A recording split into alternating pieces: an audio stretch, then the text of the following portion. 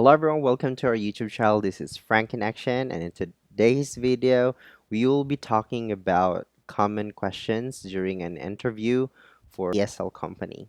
So you better watch this.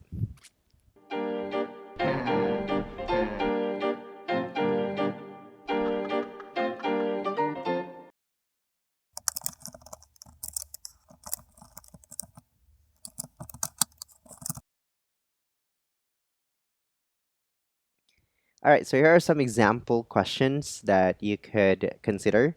The first one is, what inspired you to become an ESL teacher? If you want to be honest, try to consider some of your inspiration. If you know someone who is doing ESL, you could be able to focus on the things that they get, their experience. You could actually talk about the story, how you were able to meet this person and inspired that he's actually working as an ESL teacher.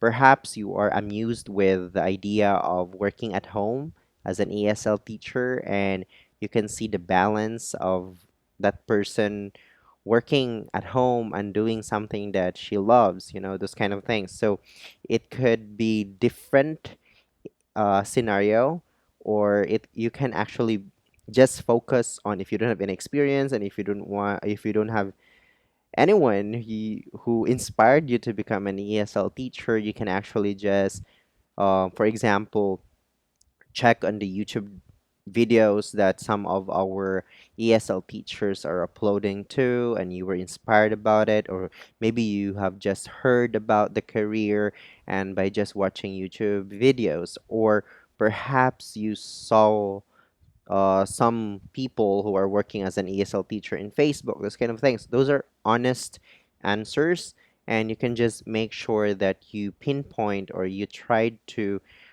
talk about the good things that that person was able to get while he or she is working as an ESL teacher. Now, let's move on to the second question, which is, what strategies do you use to help students who are struggling with a particular aspect of the language? So this question is actually very technical, and it talks about what is your teaching method, what is your approach for that specific scenario.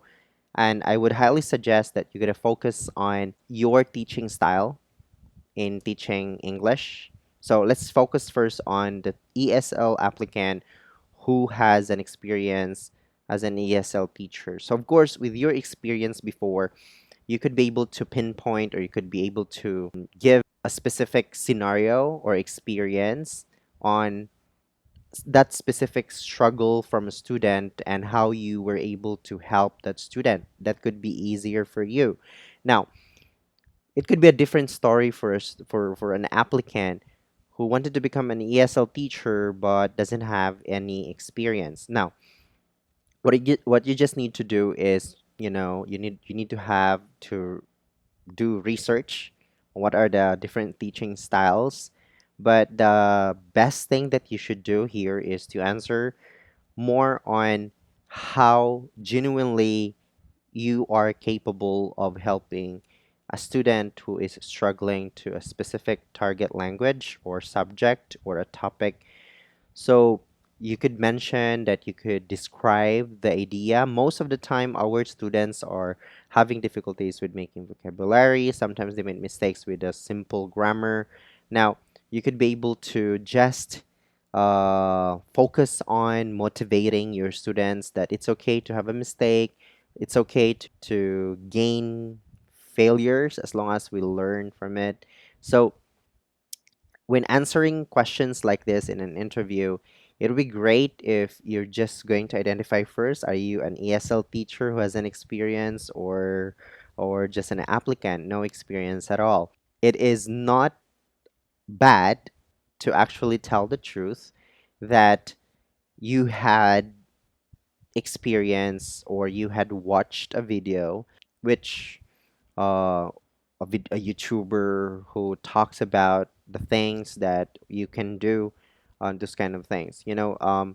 There is, for example, you're going to talk about a specific YouTuber teaching you how to conduct lessons in ESL.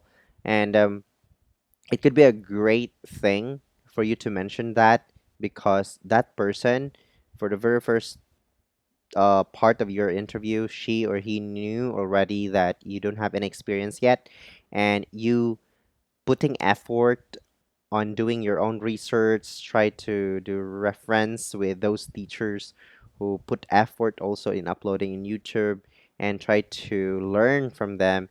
It's also a good plus for an interviewer to take note that this person is actually willing to learn. Now, let's move on to the third question, which is, can you describe your approach to lesson planning? Well, this question is actually depend on what kind of school you are applying for. There are some school who would love to let you make your lesson plan every time you had your lesson. And there are some school also who are just, like for example, some of my company, NativeCamp, we have our books there, we have our way of doing the lesson. We just need to just to familiarize those things and follow the guidelines. That's easy as it is. But there are some school, if you want to apply for an ESL company, there are some requirements that you have at least an idea on how to do lesson plan. With that, you could be able to mention that you are capable of making sure that the objective of the target subject or target language subject um, is clear to the student, and you do that. And of course, what are you going to do with the lesson? So of course, if you have any idea on how to do the lesson plan, you could be able to tell the interviewer on how you're going to do it. And of course, the motivational part, and of course the activity, and how you're going to assess the whole part. I think the most important thing there is you're going to mention your objective of the lesson, the motivational part. We say that it is the icebreaker part to get their attention, and of course the activity, and of course the assessment. So how are you gonna check if the student were able to understand the lesson just by doing your activity? Let's move on to the next question, which is, what methods do you use to assess your students' progress and adjust teaching accordingly? Well, here, this question is a little bit tricky. If you're going to think about the question, it's focusing on the technicality of doing the lesson. But if I were the interviewer, my main purpose of asking this question would be, mm, how flexible you are as a teacher, and how you're going to handle difficult students, and how you're going to handle if the student is struggling. Basically, that is.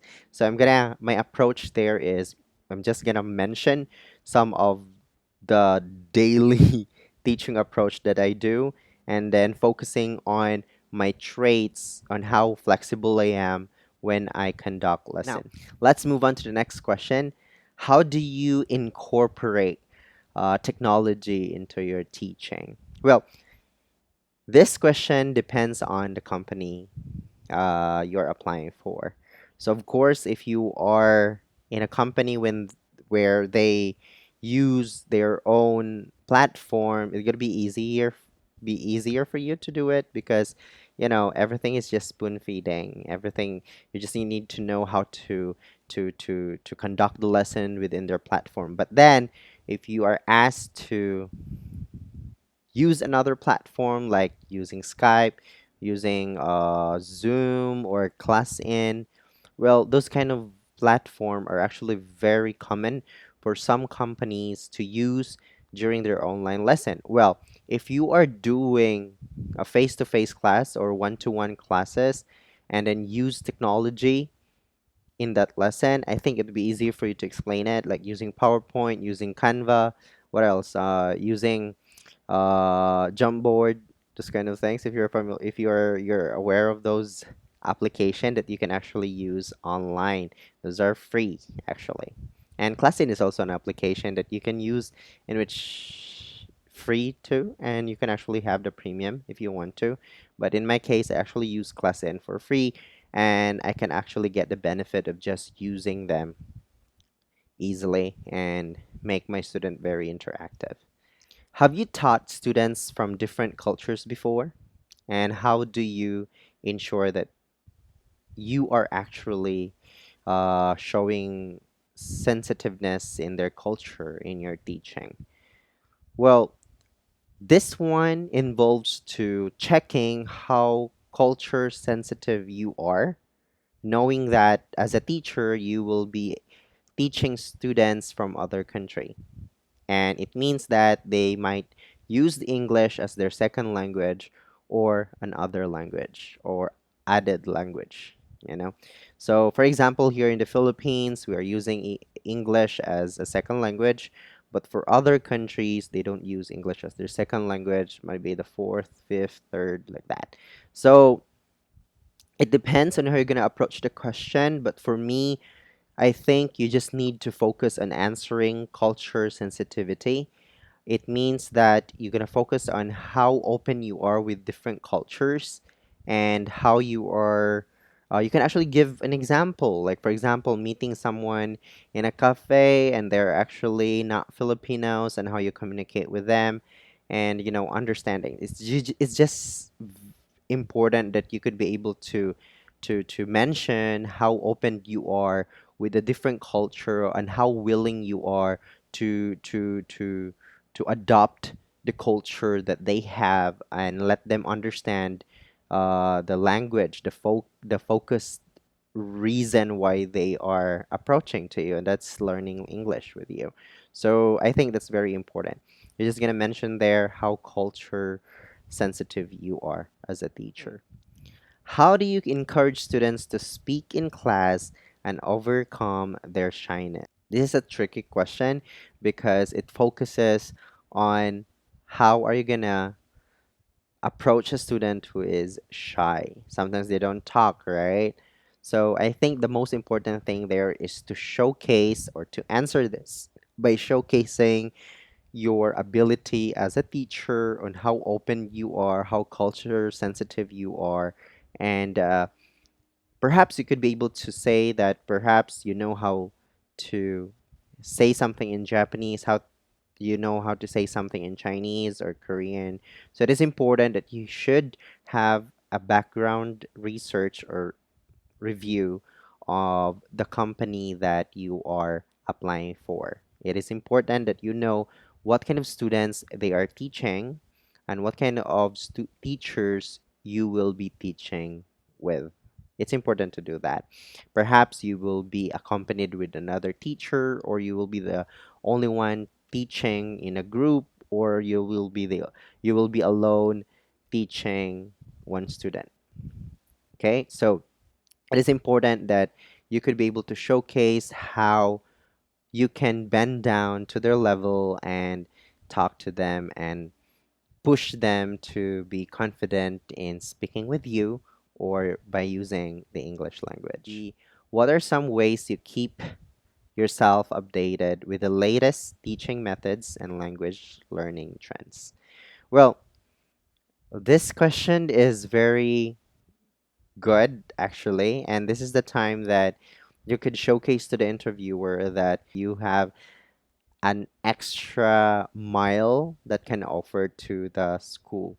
So you could be able to mention that you are actually putting effort in reading news in the which your students are located. Like for example, the company that you are applying for is catering Korean students, so you are about to talk to Koreans, and I think the best thing that you have to do is to mention that you also, like for example, before you apply, you already started to read some of the latest updates and news in Korea.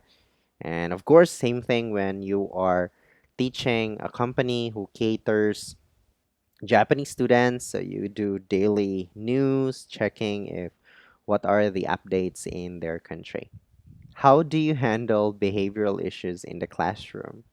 All right, so this is a special type of question because it focuses on an offline lesson or face-to-face class in a group class. And of course, if there are behavioral or difficult students in the lesson, it could be different. Well, there are some schools that offers partner in your class, and they're actually a native speaker or a native citizen in their country, and they're the one taking good care of those behavioral issues. That's a good thing, right?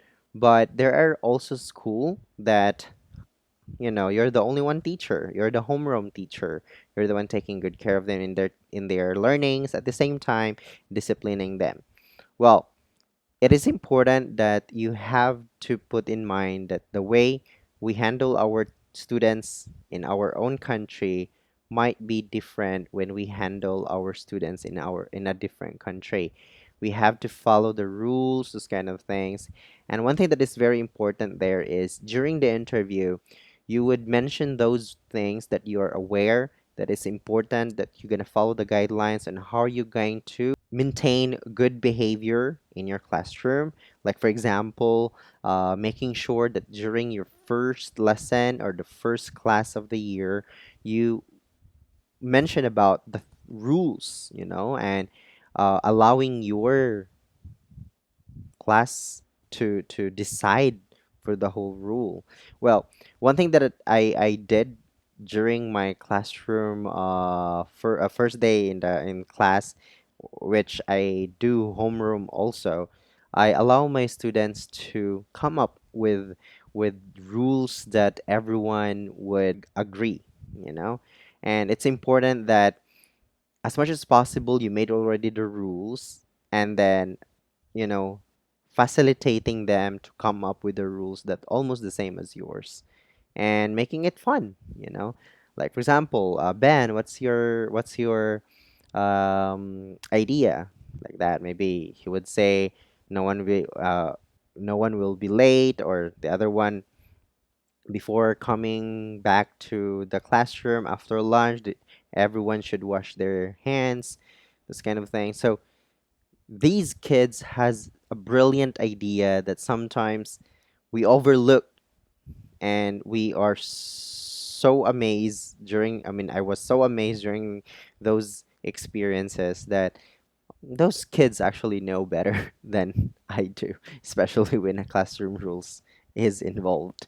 So it's gonna be fun, if you're gonna do that. And I think interviewers would love to hear you being so open-minded to your kids and allowing your kids, your class to decide for their classroom rules, and you facilitating it would be no hassle, and there's nothing to worry about because you know what you're doing.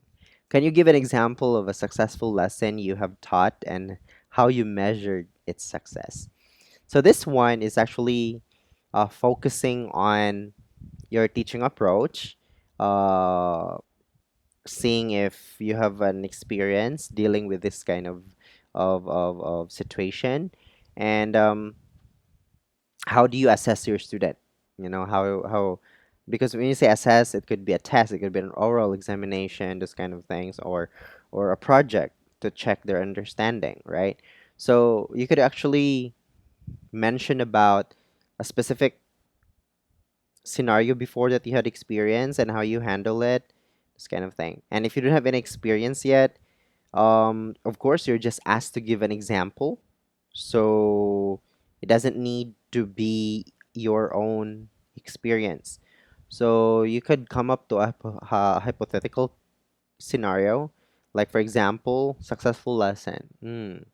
Like, for example, I will give them the objective first. I'm going to give them the idea on what we're going to do. Like, for example, I will be explaining to you about the culture in the Philippines, or the good thing, I mean, the beautiful spot in the Philippines and our culture, like that. And then in the end of this lesson, you will be given an assignment to make a PowerPoint, and you will be presenting it in front on what just one point in my discussion that instill to their mind, or they remember and they want to talk about it and share it to the group.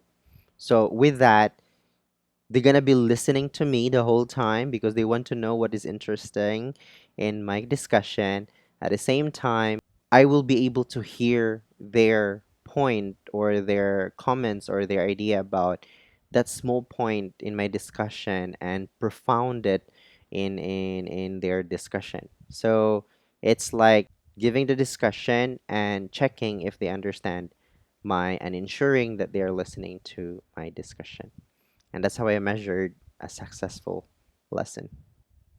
All right. So that's those are just some examples that I hope could help you guys, and I hope you're gonna get value to those. And if you like this video, please click the subscribe button below and also the ring bell button so that you will be notified in our next videos. Have a great day, guys. Bye bye.